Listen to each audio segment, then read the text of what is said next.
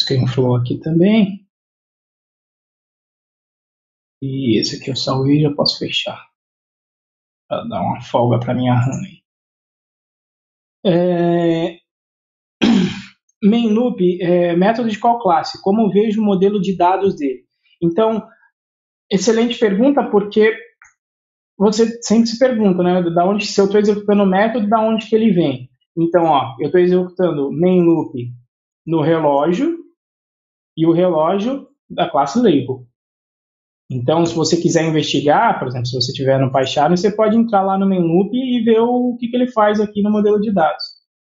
Então, ele está chamando self-tk.mainloop. Então, esse tk deve ser um singleton, alguma coisa assim. Deixa eu ver se eu consigo entrar. Ele não está achando a declaração.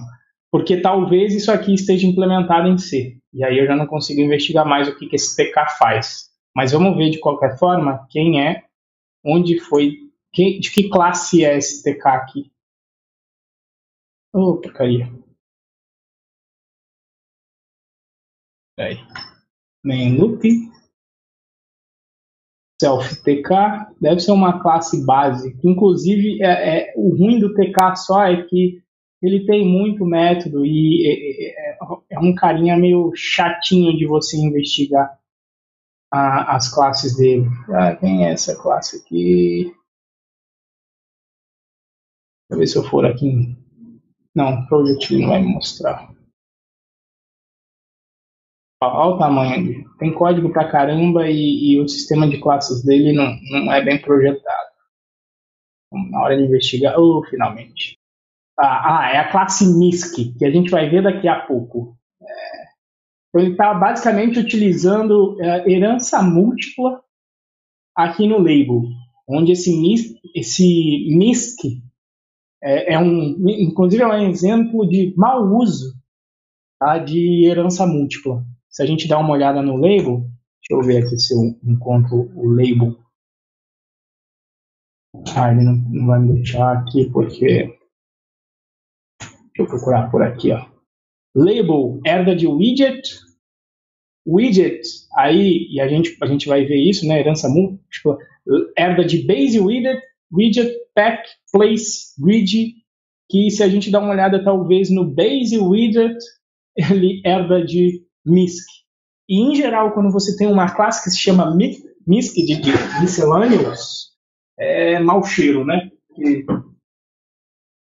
Tipo, uma classe que chama MISC, aí ferrou, porque tudo que o cara não souber em que classe tem que ir, ele joga lá no miscellaneous, né? Então, beleza? Não sei se era isso exatamente a sua pergunta. Silas. Não sei se você queria ver o main loop método de qual classe. O modelo de dado deles fica ruim de ver então, mas fica tranquilo que a gente vai implementar uns get item desses, set item, em classes nossas, e aí vai fazer mais sentido isso. Beleza? É sobre isso que era a tua dúvida?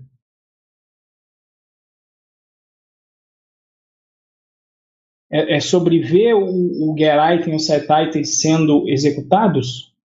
Ou você queria ver o exemplo realmente nessa classe aqui, no caso a MISC?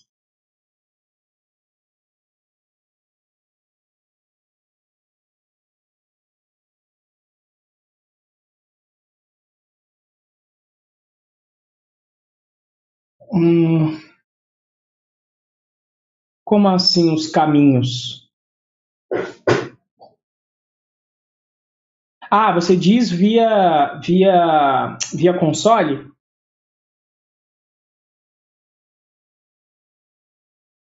Aqui morreu o meu. Do Ctrl V, Ctrl C, e esse cara aqui morreu para mim. Deixa eu fechar. E abrir outro. Tá. Então, dá para fazer. Vamos aumentar aqui. From pk inter import label relógio. Vou chamar só de R para não ter que ficar digitando para caramba aqui no console. Eu estava errando toda hora. Oh, meu Deus. Label, e aí você consegue dar um dir, por exemplo, em R, mas veja que as classes do TK Inter não são tão bacanas, né? Mas beleza. Nossa, pra cá ficou muito grande. Diminuir aqui. Enfim, você poderia dar um help em R. Em loop. Olha lá. Method of TK interlabel instance call the main loop of TK.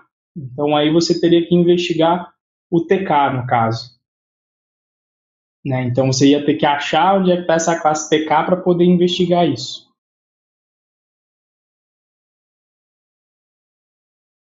Beleza? De repente dava para importar a MISC, né? E aí na MISC dava para a gente ver alguma coisa. Não sei se dá para construir uma MISC. Possivelmente dá. Deixa eu ver em que pacote que está a MISC aqui.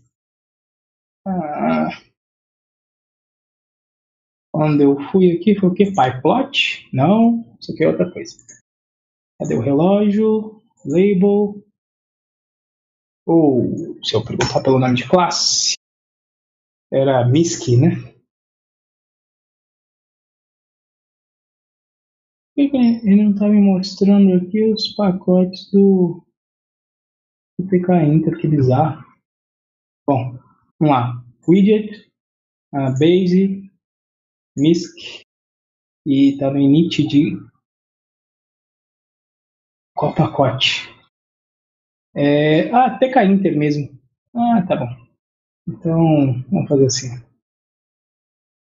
Import TK Inter. Vou chamar TK só para menor, né? Então, veja, tudo é objeto. Veja que o módulo que eu importei aqui é um objeto, dá para perguntar. Então, ele fala lá, TK Inter é isso. Aí dá para dar o dir no TK, para saber o que tem aí dentro. Então, veja que tem várias coisas aí, inclusive o MISC possivelmente deve estar por aqui. MISC está por aqui. Não sei se vocês estão vendo aí, cadê ele? Tem um M ali, mas não estou vendo o MISC. Deixa eu ver se ele está aqui. Tá aí, a classe MISC, né? Então daria para eu dar um dir. Isso aí.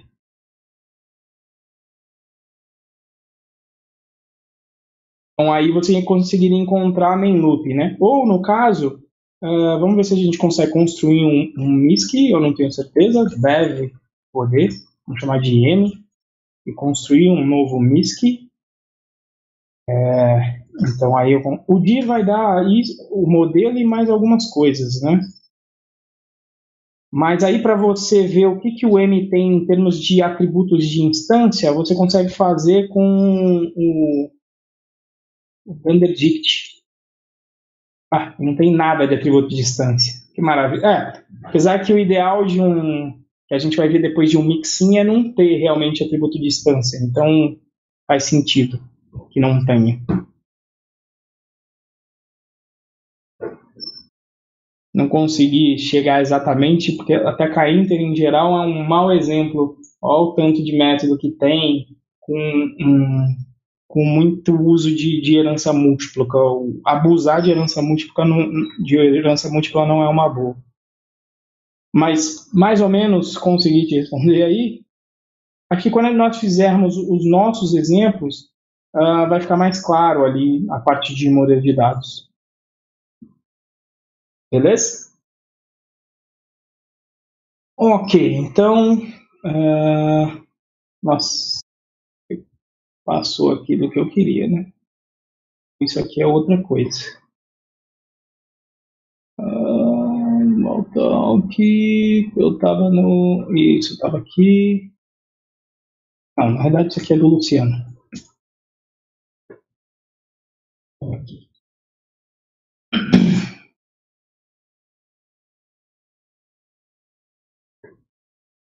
Ok. Ok. Então, essa é a observação dos atributos de dados sendo acessados via call sheet. Possivelmente ele devia estar numa classe... só até dar uma olhadinha. Ó, voltar aqui. W. Label. Widget. Em geral, a classe concreta costuma ser a última. Então, a gente poderia, de repente, investigar o grid. Né? E de repente no Dunder Init deveria estar aqui os dados. Ó, esse aqui parece que já tem os dados padrão aqui, ó, grid, não sei o que, já tem dado pelo menos default, mas não faz muita coisa esse grid. Veja que quando você abusa de herança múltipla, fica ruim de achar. Ou talvez no próprio, não, widget, vamos ver, widget tem um início. Vamos ver o Dunder Init de widget. Ó, TCL Commands.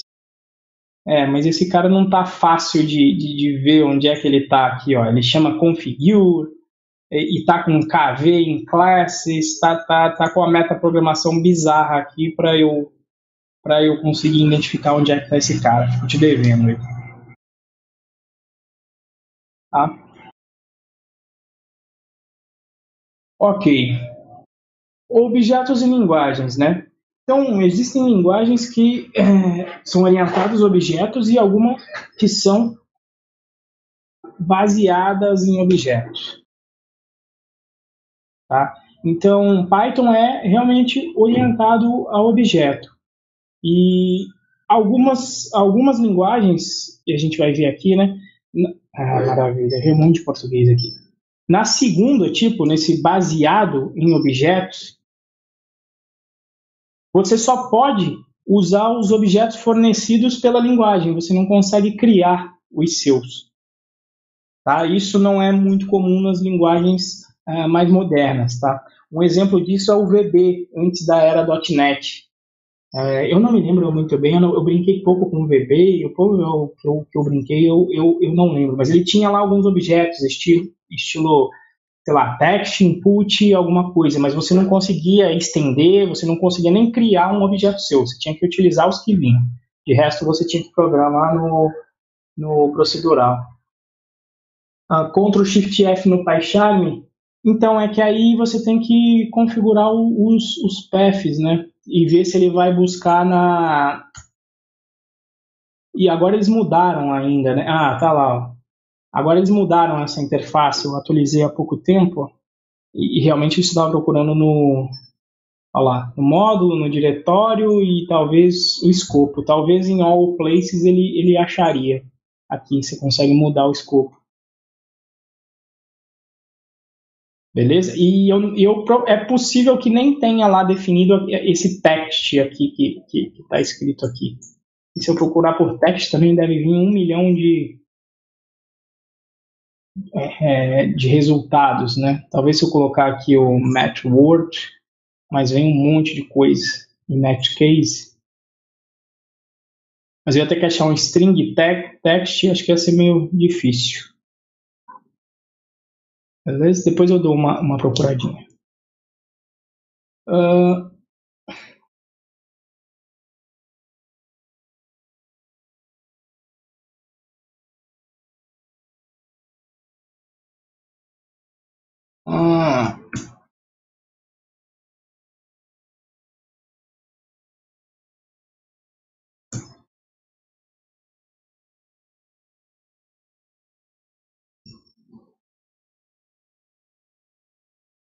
Ok. Então, exemplo disso, objetos em Python. Tudo é objeto em Python, então como eu mostrei para vocês ali, eu estava investigando pacote, módulo, você consegue investigar tudo, e não existem tipos primitivos. Tá? Não existe tipos primitivos como em outras linguagens. Isso desde Python 2.2, ou seja, dezembro de 2001. Tá? Então aqui vem um exemplo, ó, 5 mais 3 é executado esse tipo de coisa, mas por baixo dos panos, o que o Python está fazendo é executar o método dundered do objeto inteiro número 5, passando como parâmetro 3. E aí ele consegue fazer essa soma aqui. Tá? Então isso é um tipo de coisa que em outras linguagens com tipos primitivos, por exemplo, lá no Java, você não consegue fazer isso no inteiro. Você não chama métodos no inteiro. E isso traz uma porção de dores de cabeça lá no Java, né? Porque, por exemplo, para você declarar que uma lista é de um tipo, a lista só recebe objetos. E aí os primitivos não são objetos. Então aí você tem que criar lá os chamados wrappers em Java, que são os representantes dos primitivos no mundo dos objetos. E isso dá mais uma porção de dores de cabeça infinita, né? Então, dá para entender porque o Java foi feito a priori para computação embarcada e tal, então o objeto ia ser um overhead, mas hoje no dia a dia dá mais dor de cabeça do que vantagem. Tá? Então, o Dundered é um outro método que a gente vai ver, inclusive, também do Python Data Model. Então a gente viu, vocês viram a seção dos métodos, então quando você chama um objeto mais outro, na realidade, por baixo dos panos, o interpretador vai executar para você o Dundered. E a gente vai ver vários desses métodos. Os métodos que, às vezes, a turma chama de métodos mágicos, né? Magic Methods, que é o mesmo nome que a turma usa em Ruby on Rails. Tá? Na verdade, só Ruby, não é do Rails. Funções como objeto.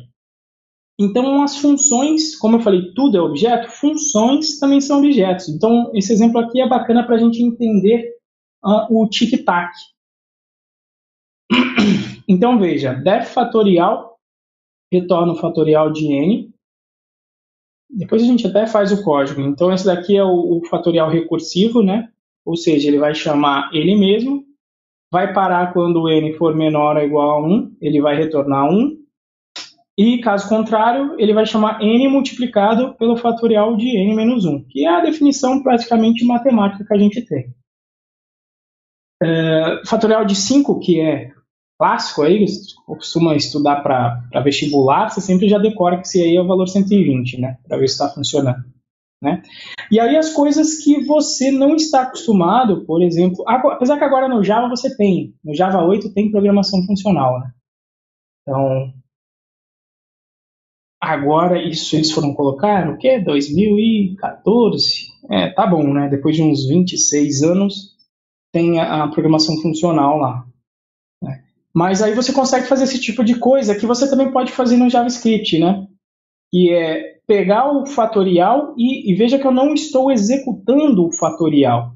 Eu estou passando o objeto do tipo função para referência chamada fat. E aí você pode perguntar o que é o fat. Fat é a função fatorial. Né? Esse daqui é o toString padrão do Python, que quando você não implementa, ele te dá um número inteiro que, se for o interpretador atual do seu Python, é o endereço de memória onde esse objeto se encontra. Obviamente que cada execução você vai ter um número. Né? Então veja que o fat ele referencia aquela função definida lá, o fatorial. E se você perguntar o fat, ele te dá. Inclusive tem aí o fat de 42, que em linguagens que tem limitação para inteiro vai estourar, mas como o Python tem um tamanho arbitrário por os inteiros, desde que caiba no seu HD o número, ele consegue calcular para você. Né? Então você consegue, inclusive, perguntar sobre atributos de dados de uma função. Veja lá, você pode perguntar o underdoc, que é justamente o docstring desta função aqui. Você pode perguntar qual é o nome da função que é definido aqui. E você pode perguntar outras coisas interessantes, como esse atributo especial, que é o dundercode, que é o código respectivo um objeto que tem várias coisas interessantes sobre o código da função fatorial. Tá? Você tem, por exemplo, aqui o fatorial code covar names, que vai te retornar uma tupla com o nome de todos os parâmetros que você definiu na sua função. Como aqui eu só defini o n está aparecendo aqui. Ó. Tá? Você consegue investigar o bytecode da função que foi gerada, tá? Então, quando o pessoal fala, não, Python é interpretado, né? Então, beleza, quando você está lá no modo iterativo, você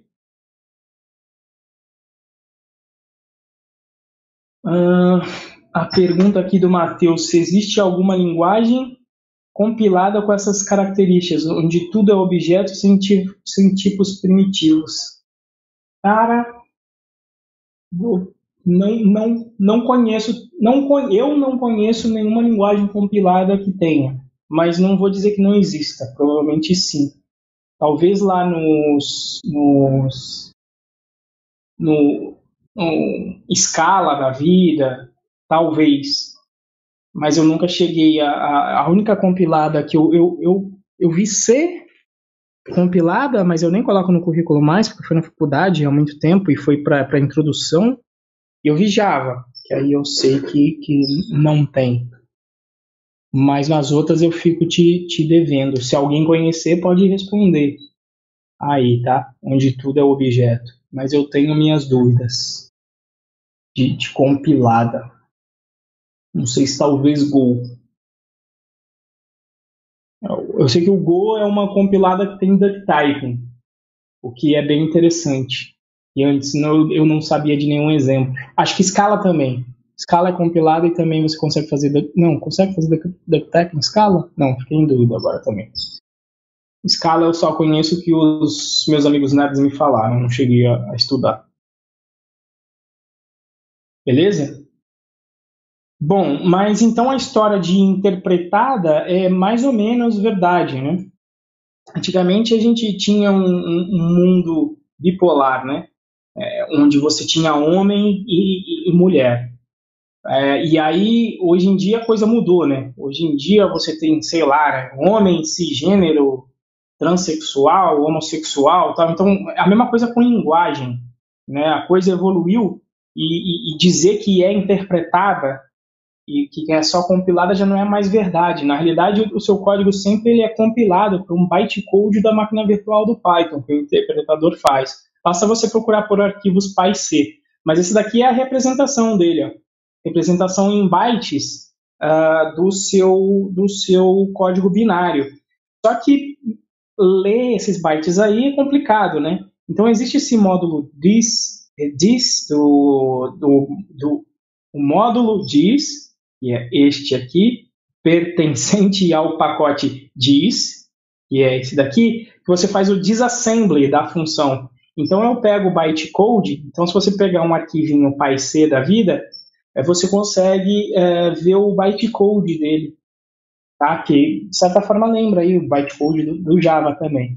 Então a história de que é interpretado é em partes. Na realidade, a primeira vez que você executa o seu código, ele é compilado para esse PyC e quando ele for executado da segunda vez, ele vai usar o compilado já. Por isso que eu não sei se alguém já passou por isso, que você às vezes altera um código e aí você, sei lá, você baixa uma branch diferente no Git. Você vai lá e dá um Git checkout em alguma coisa. E aí você roda o código, mas ele parece estar rodando o código antigo. Alguém já passou por isso? Costuma acontecer, acho que muito com quem usa mais editor de texto, né? Vim, a Sublime, porque você não limpou o PyC, né? E aí ele está executando o compilado. Então, às vezes o pessoal tem que criar um comando clean para tirar o código compilado do Python para ele executar o novo, né? O que você acabou de mexer no arquivo em si. Não sei se já aconteceu com vocês. Comigo não acontece porque eu utilizo o PyCharm e a ideia é ficar limpando para você. E ela sabe quando eu pulo de um código para o outro. Ela fica investigando se o código mudou e faz a limpeza para mim. Mas mesmo assim você pode forçar essa limpeza aqui. Tem um clean ou tem algum, olha lá, clean Python compiled files. Então você pode forçar, inclusive, né? Caso você queira ver você não queira, você queira fazer a limpeza aí, tá? Mas ele já faz isso automaticamente. Não sei se alguém já passou por isso aí. Tome cuidado quem mexe, principalmente com o Git aí. faz um checkout para outra branch que tem um código diferente, quando executa não parece estar executando o código novo. Beleza? Júlia, João Paulo, eu nunca brinquei com Júlia, e é uma linguagem nova, né? Uma linguagem que veio aí do projeto que agora se chama Jupyter, e antes se chamava IPython Notebook, e aí a filosofia do Júlio é pegar tudo que as linguagens têm de bom, se eu não me engano, para a galera que trabalha com linguagem científica, né? Tem a R, que serve para muita coisa, tem o Python, que o pessoal utiliza bastante, e aí o pessoal parece estar criando a Júlia para ter o que tem de bom nas duas aí, mas eu não conheço também, eu só sei do que se trata. Se você souber mais detalhes aí, divida aí com a gente, João. E o Júlia é compilada?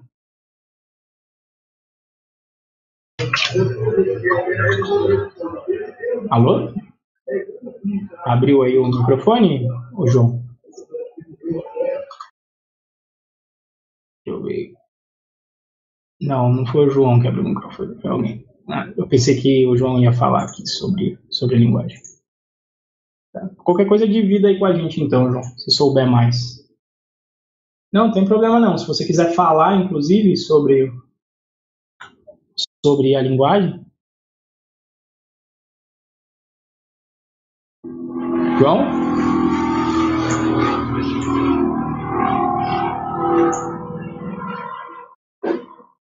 Não? Nada? Dou-lhe uma, dou-lhe duas, dou-lhe três. Qualquer coisa eu coloco uns links aí de repente. De repente eu dou uma pesquisada para ver. Mas faz sentido hoje nas linguagens mais modernas, se for orientado a objetos, você tratar tudo como um objeto, né?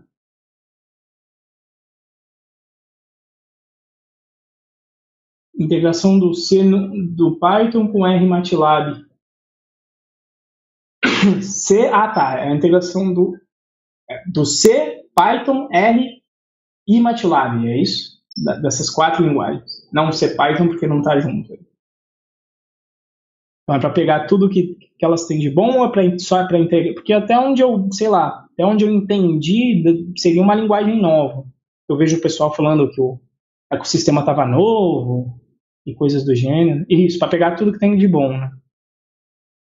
Beleza? De repente eu dou uma olhada para ver se Julia. Mas faz sentido. Se você tiver uma linguagem que é orientada a objetos, tudo ser objeto, tá? Uma linguagem que não é orientada a objetos e que é bem legal e que me fez estudar o Python é Lua, uma linguagem brasileira. Ela, inclusive, é uma linguagem minimalista. Em termos de, eu acho ela até mais elegante do que o Python, mas ela não é orientada a objetos. Lá ele chama de tabela. E tudo é uma tabela lá, assim como no Python, né? Mas é muito legal o livro porque ele fala, olha, Lua não tem orientação a objetos por padrão, mas se você quiser orientação a objetos, vou mostrar para você aqui. E aí ele coloca em 10 linhas de código um código para escrever uma classe com herança simples. Ele fala, e se você não está muito feliz, vamos fazer a múltipla então. E aí ele coloca 40 linhas de código. Quem já teve essa dúvida, como eu tive, e foi uma das razões de eu gostar muito desse livro, e de, tipo, como que é implementada a herança em si. É um livro bem bacana. Tem um livro que chama, Programming in Lua, que apesar de ser feito por brasileiros, o livro é em inglês, e é muito bom. Como a gente sabe que o 5... olha o log, se não for escopo...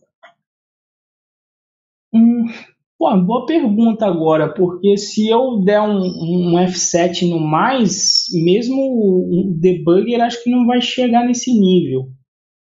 Né? Até porque eu acho que o Dundered, dos tipos primitivos de números, possivelmente a implementação padrão deles vai ser feita no CPython, por razão de performance. Então a gente não vai conseguir debugar aqui. Mas é uma pergunta interessante que eu não vou saber te responder exatamente. Eu posso dar uma pesquisada. mas a priori você teria que ver aí como é que é executado como é que, na verdade, acho que ao contrário seria respectivo ao que, João?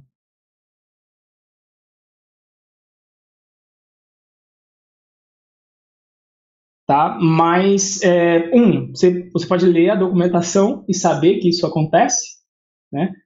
Investigar vendo vários valores e vendo que isso acontece, mas possivelmente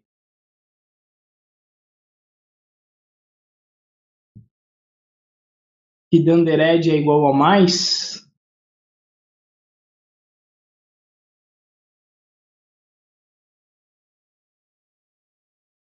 eu não entendi aí o que, que seria só o contrário, eu não peguei o escopo aí.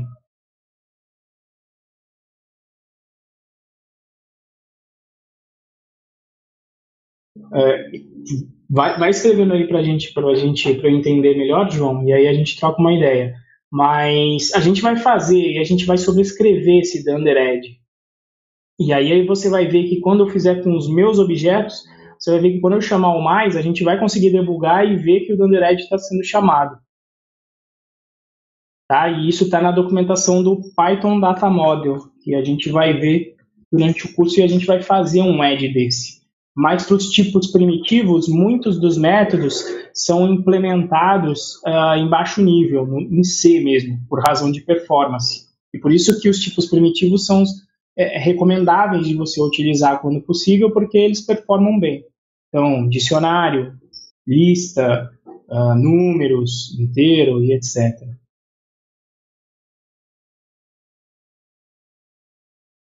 Ah, não, sim, mas aí indo mais no baixo nível, né? Indo mais para o baixo nível mesmo. Como é que a adição vai ser feito, entendi, a nível de registrador, no caso, mas subindo o nível, o Dundered vai ser chamado lá numa estrutura de dados, numa struct do C, respectivo ao inteiro, para fazer essa chamada, e putz, aí você está no C, o C, por sua vez, vai ser, né, compilado aí para a linguagem de máquina, e na linguagem de máquina do assembly vai ser chamado lá na tua unidade lógica aritmética do computador, indo do nível mais abstrato para o mais baixo do que eu estudei durante a faculdade e ainda me lembro. Beleza? Mas não no caso do Python aqui, João. No caso do Python, ele vai chamar o Dundered mesmo, tá?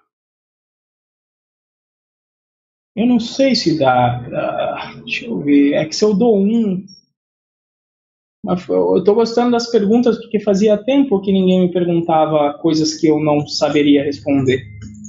E eu gosto de. Essa é uma das razões de eu gostar de dar aula, porque eu sempre sou obrigado a aprender coisas novas e eu escuto perguntas que eu mesmo nunca me perguntei. Mas aí teria que ver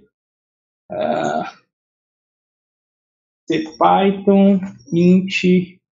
Uh, acabei de mandar. Como que é o nome em C mesmo? Não é struct. Ó, tem inclusive as unsigned,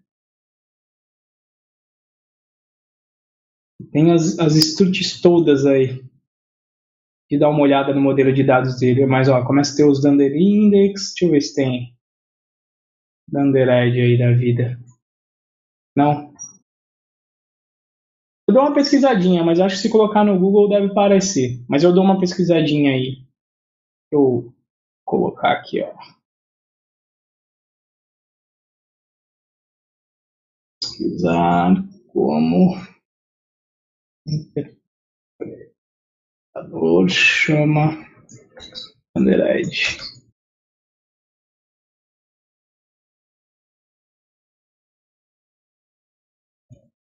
Ok? Ok, vamos então voltar aqui. Eu perdi só o fio da meada onde que eu estava. Ah, tá. Só do bytecode aqui. Então, isso mostra que mostrando como realmente uma função é um objeto. Isso aqui para um javeiro, o cara vai falar, como é que tu está chamando o atributo em um método? Não faz sentido isso para um cara que só estudou Java. Na minha época, eu só tinha estudado Java, tá? mas aqui faz sentido. Tá, então esse, olha, é o bytecode aí da função fatorial.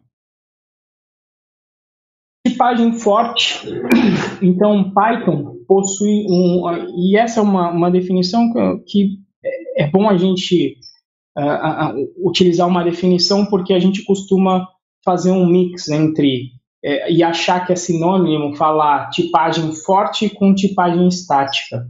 Tá? Então, o Python ele tem tipagem forte. O que significa isso? Que ele não vai fazer conversões a esmo para você. Então, veja, A é um número, 10, e B é string 9. Se você tentar somar os dois, o Python não vai tentar fazer conversão de tipos para você. Ele vai falar, olha, não rola fazer uma soma de inteiro com string.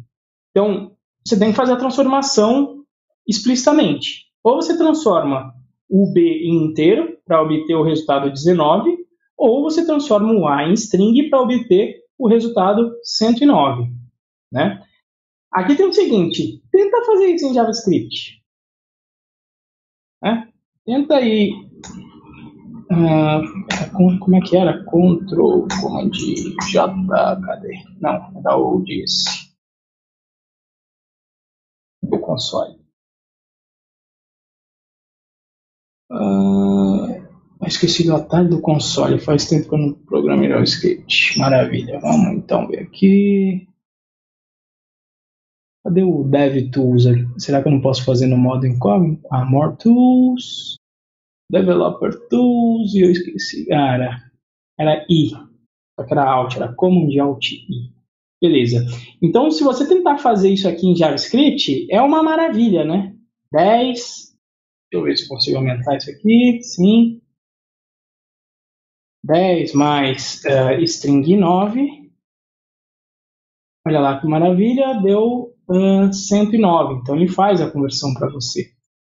E se você somar 9, eu me lembro que tinha uma versão de alguma linguagem que ele fazia coisas bizarras. Em vez de transformar em string, ele transformava isso aqui em número. Acho que era PHP. Opa, obrigado. O pessoal me ajudou aqui, eu não tinha visto. Opa, foi lá na documentação, João?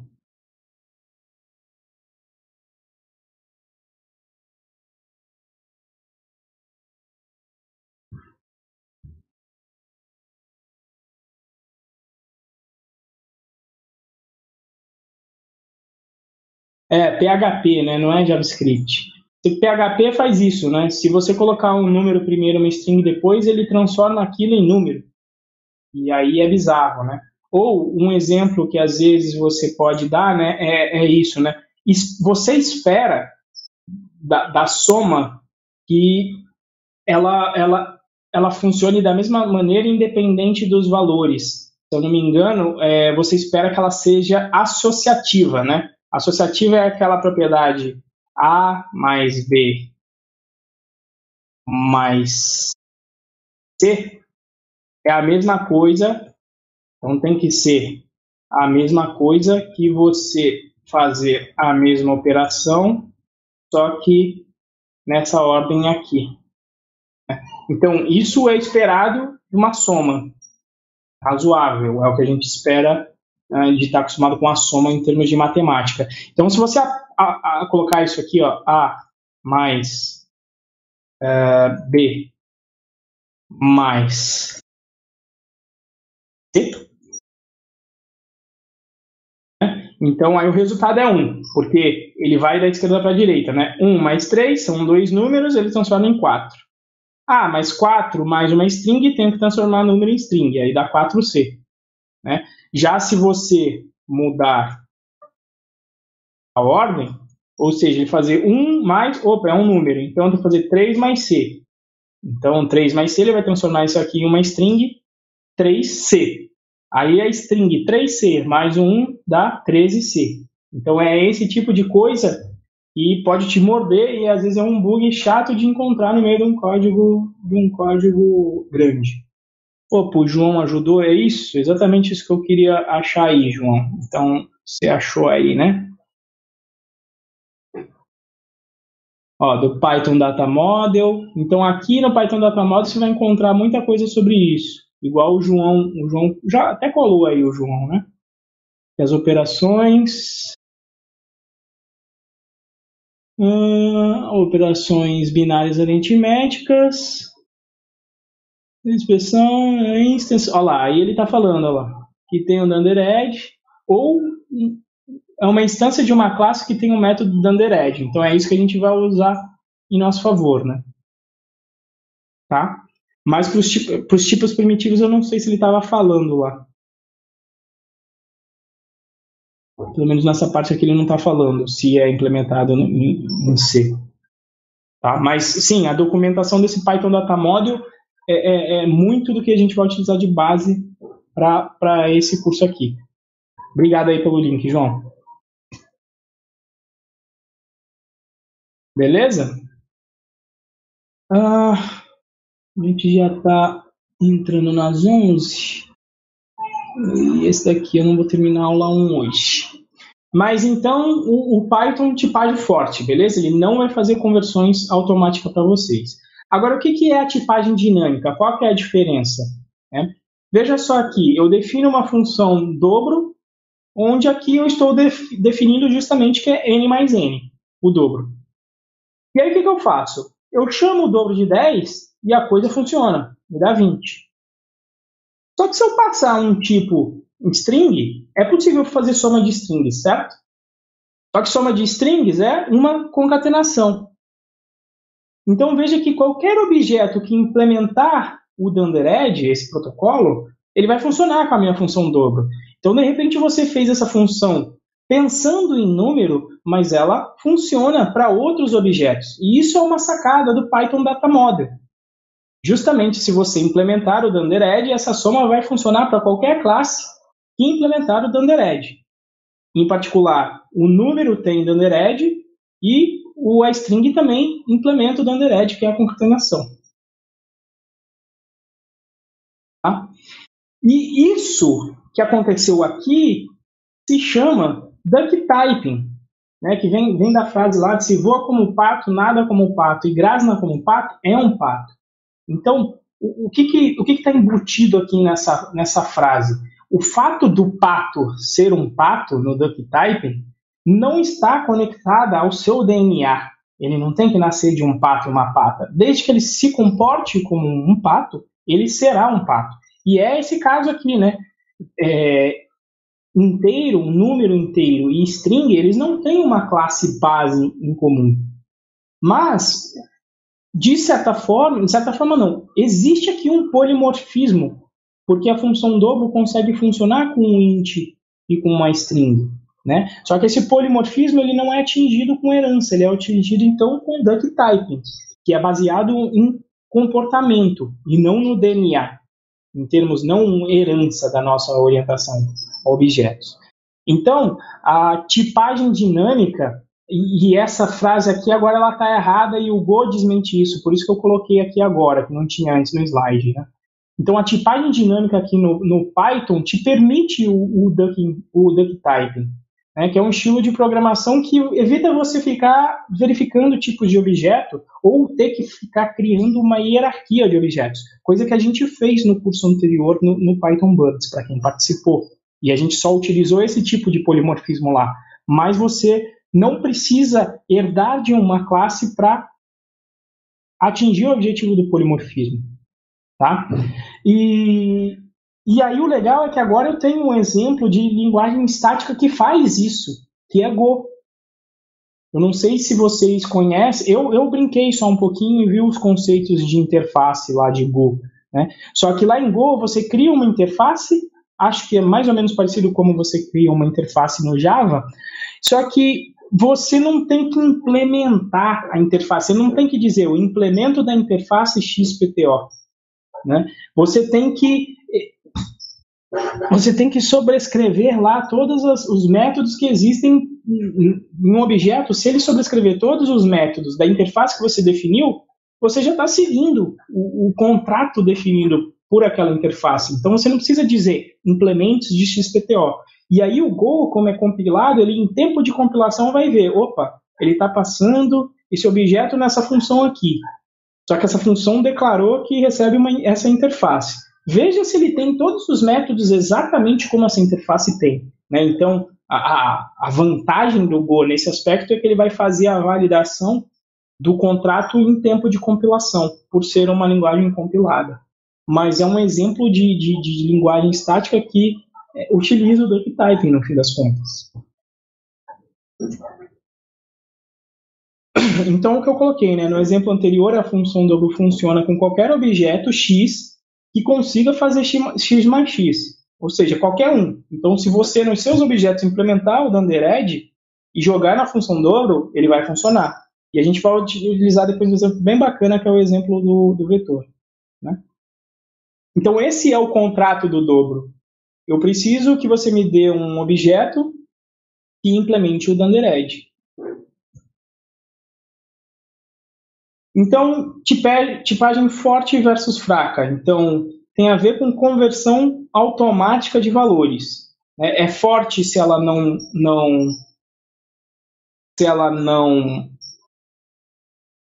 não faz conversões a esmo por você. E dinâmica versus estática tem a ver com a declaração ou não dos tipos de variáveis, tá? Dos parâmetros formais e também dos retornos de função. Então, as linguagens estáticas exigem a declaração de tipo, como Java e C, ou então elas usam inferência, como Go, para você não ter que ficar repetindo, né? Esse aqui é uma string A igual a new string alguma coisa, que é o que você tem que fazer em Java. É um saco fazer isso. E como é um saco, o Go foi pelo lado correto e falou, não. Se você fizer A igual a int, a new string alguma coisa, eu já sei que o A é o string, então você não precisa dizer isso lá na referência dela, né? E aí, o que essas linguagens de tipagem estáticas fazem é que elas só permitem a associação a uma referência de acordo com o tipo da variável. Você nunca vai conseguir criar uma variável que recebe um inteiro e recebe uma string lá em Java depois, a mesma variável. Você vai ter que criar uma variável diferente, porque ela é uma linguagem estática. Beleza? A diferença? Às vezes a gente costuma confundir os conceitos de forte e estático e fraca e dinâmico, né? Então não tratam da mesma coisa. Aqui o Luciano fez uma tabelinha interessante, depois eu deveria até incluir o Go aqui, tá? Mencionando várias linguagens, né? Vejam que Smalltalk, Python e Ruby são linguagens dinâmicas com tipagem forte. E vejam aqui essas em vermelho abaixo, elas são dinâmicas e com tipagem fraca. E essa aqui é a combinação mais perigosa. E o pequeno exemplo que eu dei foi aquele de JavaScript ali, onde a soma ali não era associativa. Então, isso aqui traz uma combinação perigosa de bugs sorrateiros que vão te pegar em produção. E qual é o problema? JavaScript e PHP são as linguagens dinâmicas mais famosas. E por conta disso, o pessoal associa e diz, não, linguagem dinâmica é cheia de bug. Né? Ainda mais JavaScript que foi feito há pouco tempo, em pouco tempo, com um monte de gambiarra, né?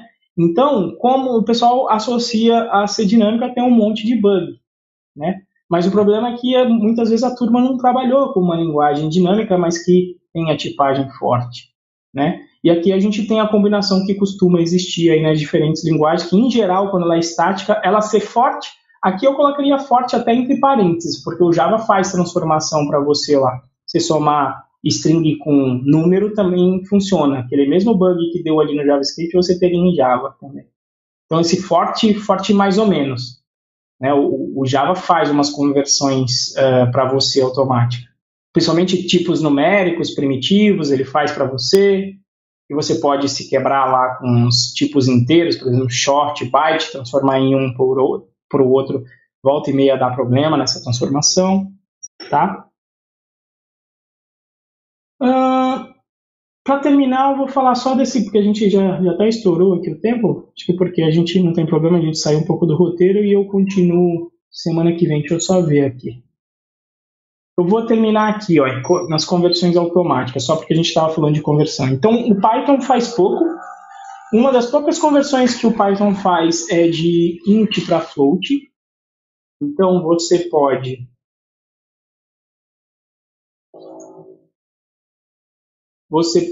numa boa, vou voltar para cá para colocar aqui.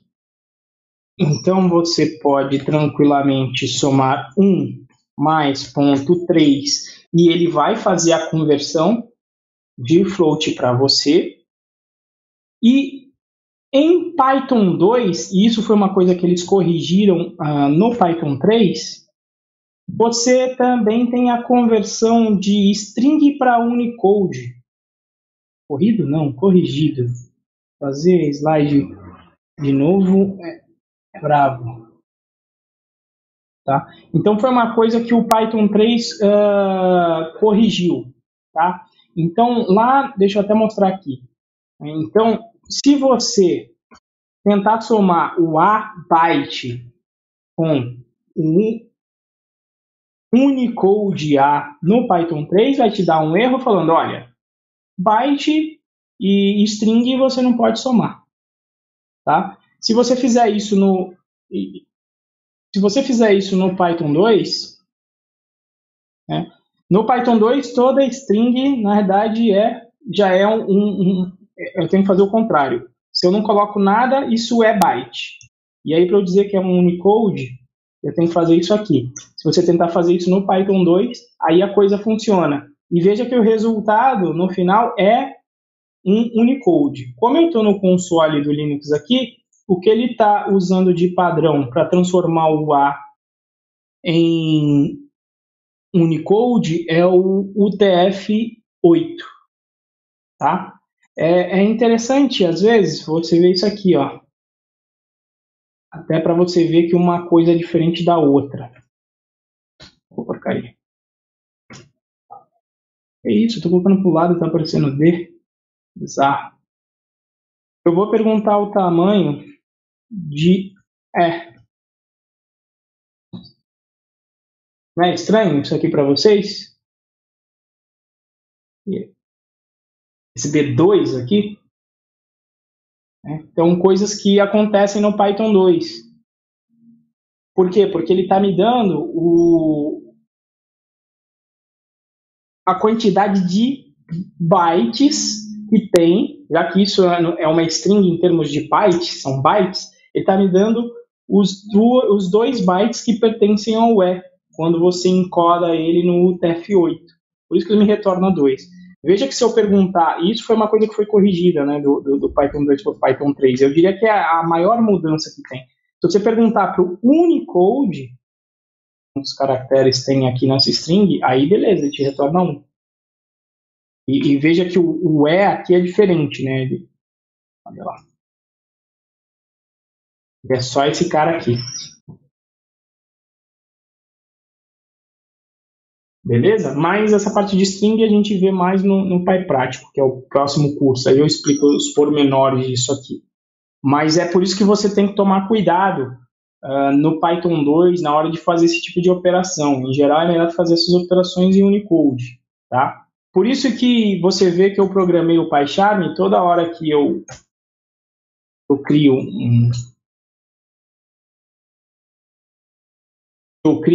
um módulo, eu já falei para o PyCharm, como eu trabalho muito com Python 2, porque o App Engine não aceita Python 3, eu já peço para ele sempre colocar isso aqui.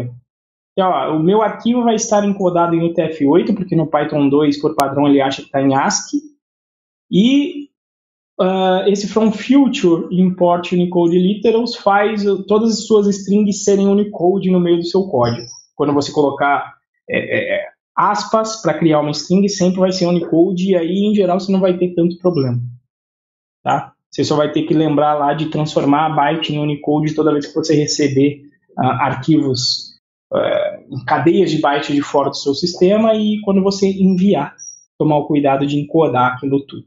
Tá? Mas mais detalhes sobre isso, eu posso mandar um blog post que eu fiz sobre isso, e também quem for fazer o PyPrático, vocês vão ver lá. Beleza, gente? Alguma dúvida? até aqui. Eu vou encerrar, então, aqui na quarta-feira que vem, nós continuamos desse ponto de conversão automática. Eu vou lembrar, possivelmente, porque eu vou ver o final do vídeo, mas se eu não lembrar, peço que vocês me lembrem que eu parei em conversões automáticas nos slides da primeira aula. Eu vou até atualizar depois os slides, fazendo algumas correções, vou corrigir até mais para quarta-feira, e aí eu atualizo no Drive. Beleza? Alguma dúvida aí, pessoal?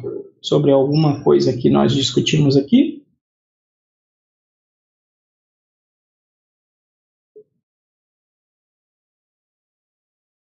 Mas, por isso que a gente já está direto no Python 3, né? Direto de curso no Python 3. Use sempre, a única desculpa para usar Python 2 é se você for usar uma lib que não esteja... Apesar que tem uma filosofia aí do cara que ele fez um tutorial. Vai no Python 3, achou uma lib que não tem no Python 3, vai lá e transforma. E ele dá o como transformar aquilo em Python 3, seguindo aí algumas dicas. Beleza, gente? Então, se ninguém tem dúvida, desejo uma boa noite para vocês. Nos reencontramos novamente na quarta-feira, a partir das 9 horas. Tá certo? Grande abraço a todos. Eu vou já começar a fazer o processamento dos vídeos e vou colocar no Google Drive. Tá? Se alguém por acaso não conseguir acessar, manda um e-mail para o fórum e aí a gente resolve os problemas aí de acesso ao Google Drive e compartilhamento de pasta. Grande abraço aí a todos.